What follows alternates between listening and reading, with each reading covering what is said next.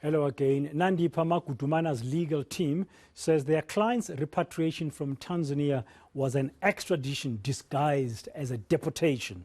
Advocate Anton Katz says this is an illegal extradition because officials from the two countries colluded to get Magudumana back to South Africa. The first argument is the whole scheme, and I'll come to it when I drill down to the facts.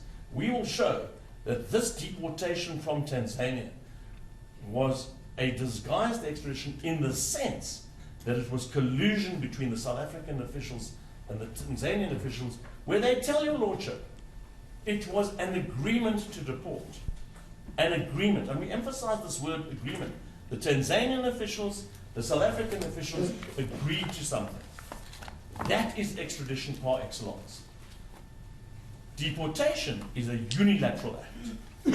So when the South African officials say, we've got nothing to do with this. This was Tanzania exercising its own sovereignty, a unilateral act.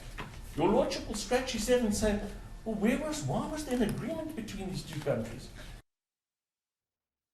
At the same time, Advocate Neil Snellenberg, who is representing the South African Police Service and the National Prosecuting Authority, has told the Bloemfontein High Court that there was nothing untoward about the police's conduct when they repatriated Nandipha Magudumana from Tanzania, and that in her founding affidavit, Magudumana does not mention that she told officials that she wanted to go home because she's a mother.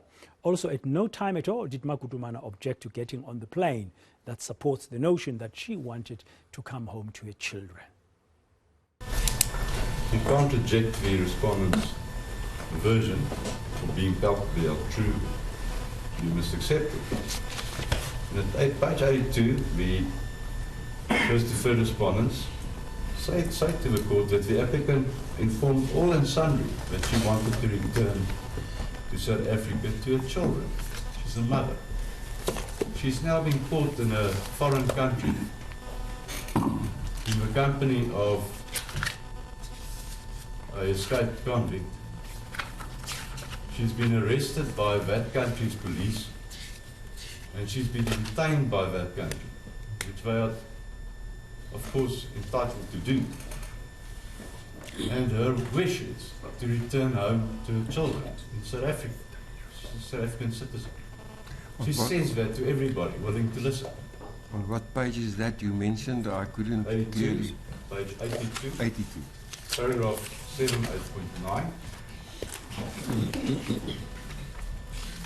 The respondents go on to say that the applicant was never arrested, nor was she handcuffed at any point before or during the flight from Tanzania to the Republic of South Africa by the South African Police Service.